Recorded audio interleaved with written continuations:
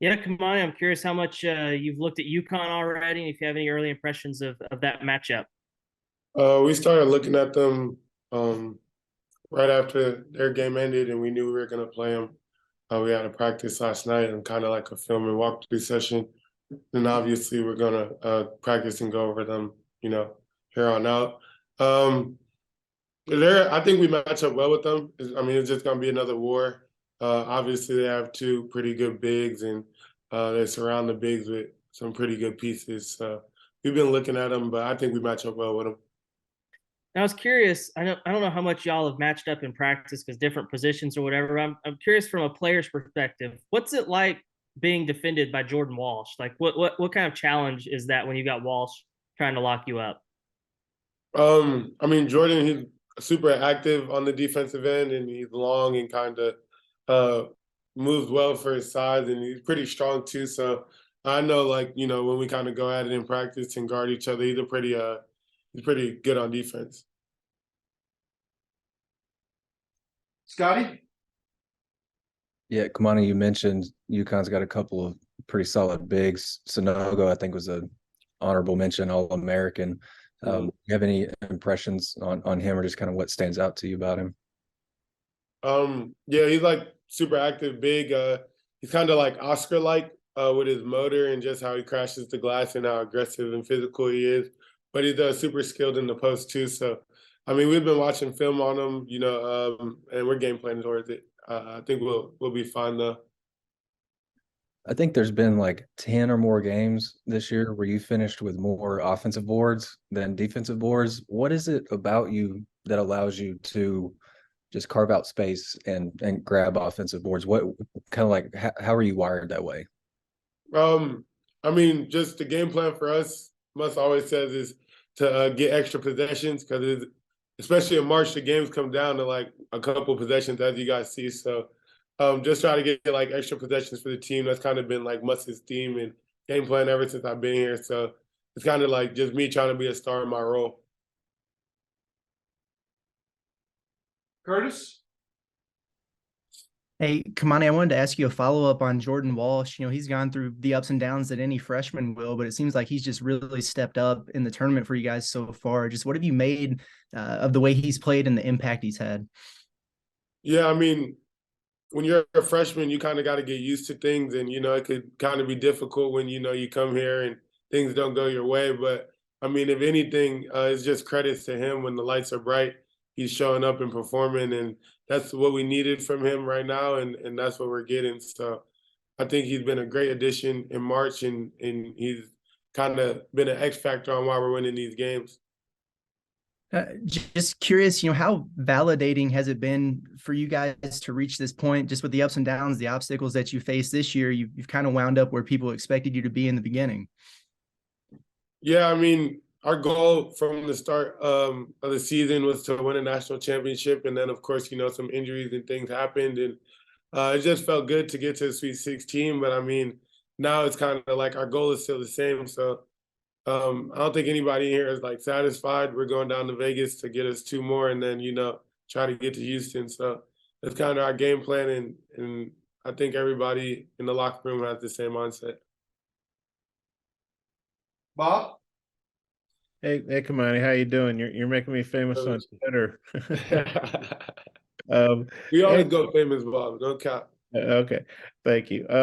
Hey, you started the SEC tournament game against Auburn, then you don't play against A&M, but I watch you on the bench. You're always enthusiastic. You're always supporting guys. Then you start the tournament games, and in 31 minutes, I think you got 15 boards, and were really key in those games.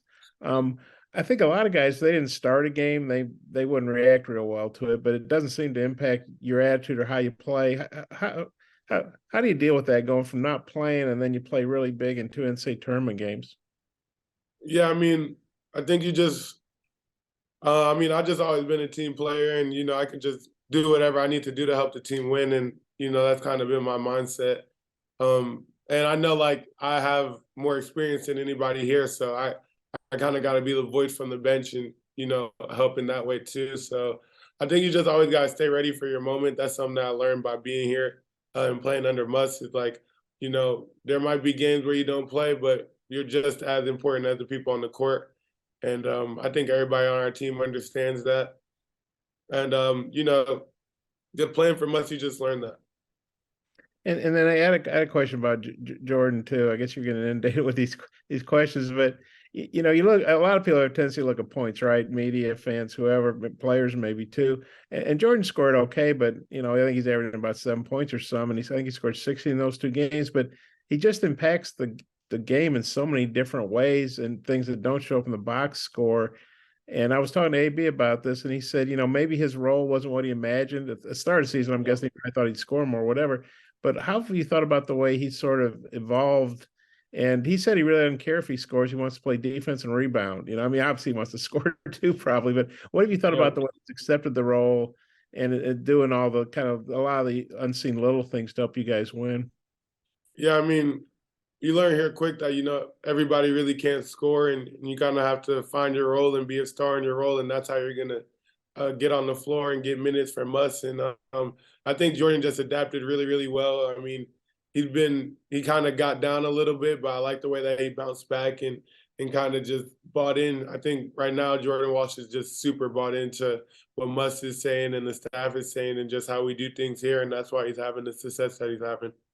And another thing AB said after the game was that, you know, he wasn't having a real good game offensively. Nick struggled. You know, Jordan doesn't score a ton, but he said they kind of turned it over to the vets, guys like yourself and Devo and Ricky, you know, older guys who played in the NCAA tournament before. I guess Ricky played at Wichita, I think. What'd you think about that? Maybe guys deferring to y'all a little bit, who, you know, the young stars, or and just the way you old guys or the OGs came through. I like that, Bob. Bob, the growth is crazy this year for me and you. But no, I think it just tells you how deep and versatile our group is. Our group is, and you know, it's glad that, like, you know, the young guys trust us to, you know, handle stuff and they not force it, and as vets and OGs, you know, we trust them right back to, you know, do their thing and rock out there. And it just shows you how deep our team is and how versatile our team is. And that's kind of one of the scariest things about us, because you never know who's going to be on that night and where the attack is going to come from. So I think that just shows you, you know, how versatile and deep our team is. Yeah, thanks, Kamani. Courtney? Hey, Kamani, I just have a quick question for you.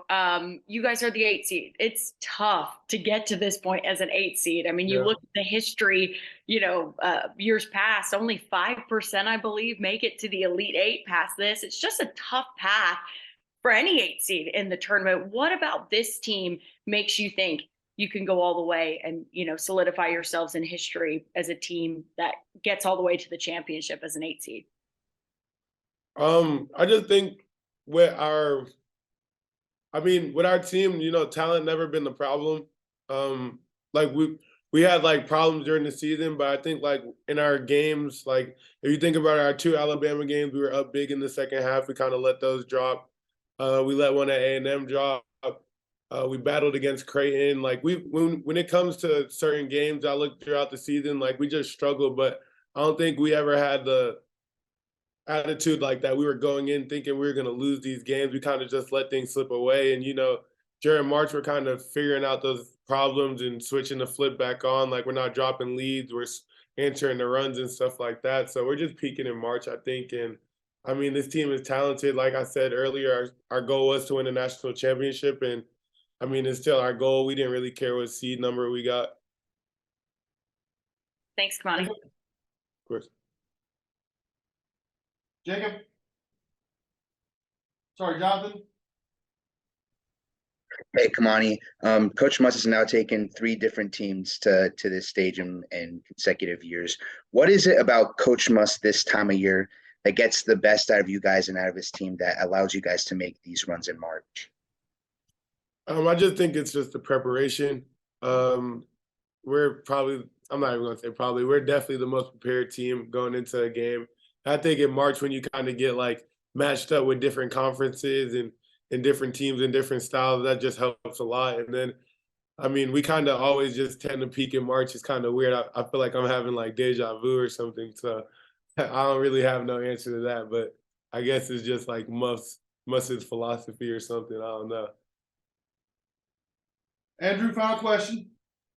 Yeah, Kamani, I think Bob mentioned, Nick has struggled the last few games. I'm curious, as an older guy, as a veteran, do you try to take him aside and try to say anything encouraging? Like, how do you handle that? Are you trying to be a good, how's he doing? Yeah, I mean, Nick hasn't had the 2 games that he wanted to have, but I mean, Nick's a basketball player. He's a dog. He's him for that reason. So I mean, we're in his ear. We're giving him encouragement. I mean, I don't think anybody on the team has lost any type of trust or faith in him. We know who he is, and we know what he can do. You know what I mean? So it's 2 games. Them 2 games are over with. It's a new city, and I expect Nick to have big games. Thanks, Kamani. Appreciate your time. All right, y'all. You guys must have had ESP or something, knowing that Jordan Walsh is going to be following up Kamani. So with that, we'll bring in Jordan. I do get ESPN.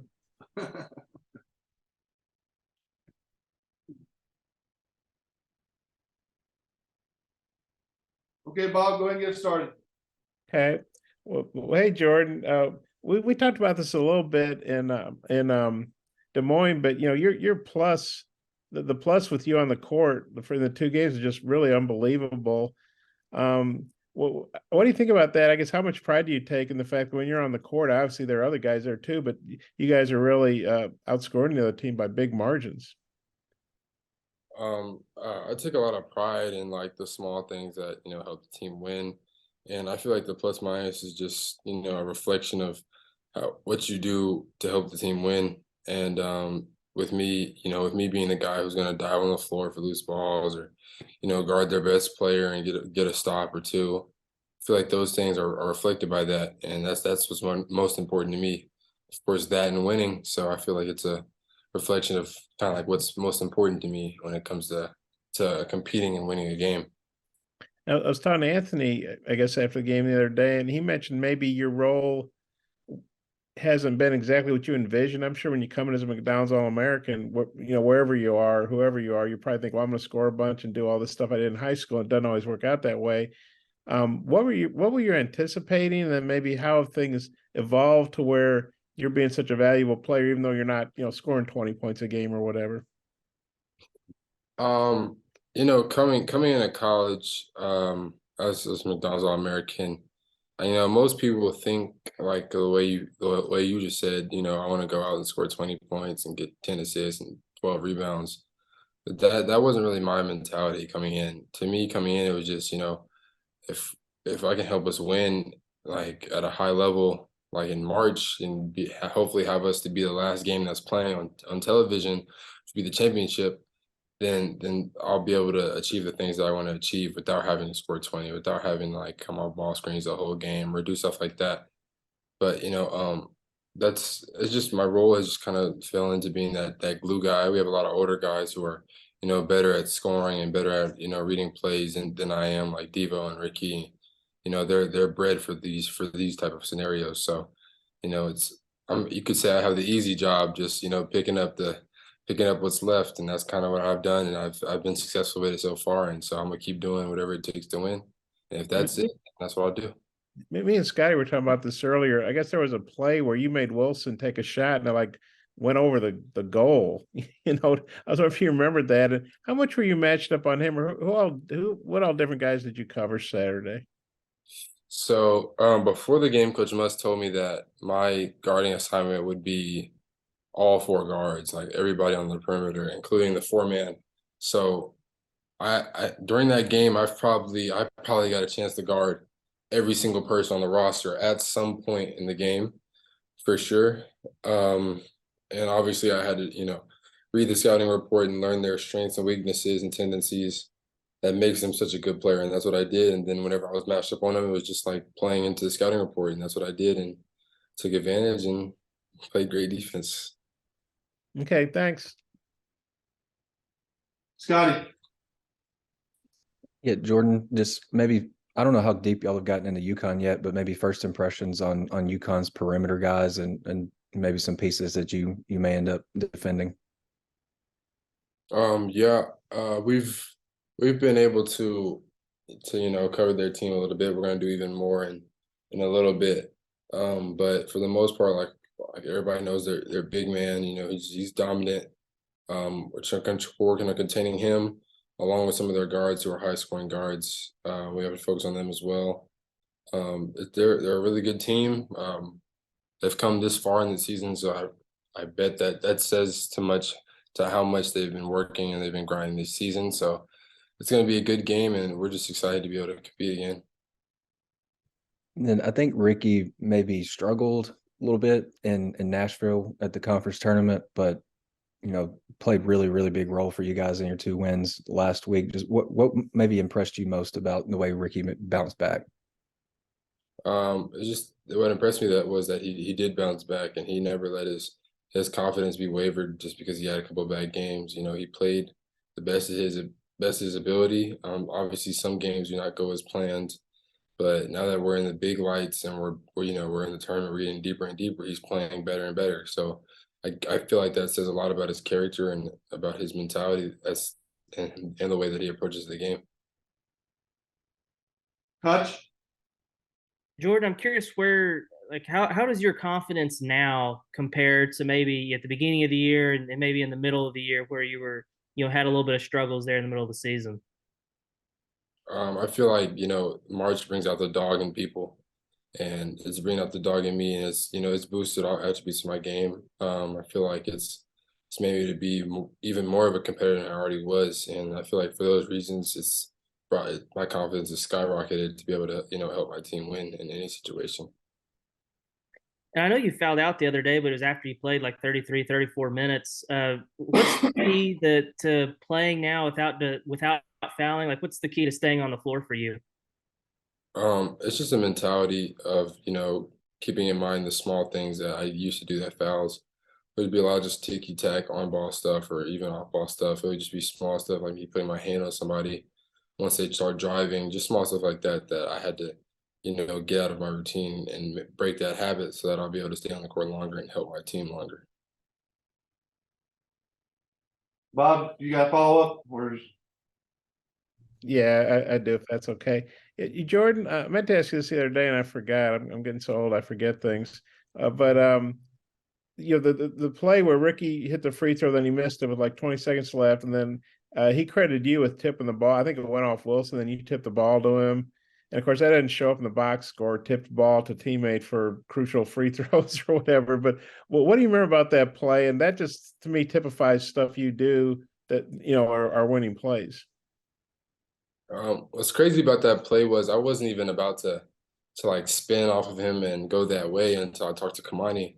And Kamani, he's the offensive rebounding expert on our team. So I call after Ricky made the first one, I went over to Kamani and I was like, "Hey, Kamani, like I should X and I come over and you come over." And he was like, "No, don't do that. Just spin off of him and the ball will come straight to you." I was like, "Okay, I got you." And so I lined up, I spun off of him, the ball came off the rim perfectly.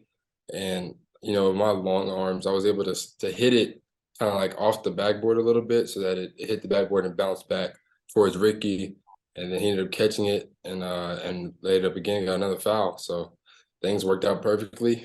Credit to Kamani Johnson for telling me to spin. And speaking of Kamani and Devo, the older guys, AB sort of said that you all, the younger guys, obviously you guys played key roles in that win, but he said they kind of let the vets take the game over a little bit there, at least offensively. What'd you think about the way the older guys played, and especially Kamani? Here's a guy who doesn't even play against A&M in Nashville. And he starts the 2 tournament games, and I think in 31 minutes he's got 15 boards, like 11 offensive, something crazy like that. What do you think about how the vets carried y'all the other day, and then especially how Kamani plays when he didn't even play the last tournament game, just the positive attitude he always seems to have?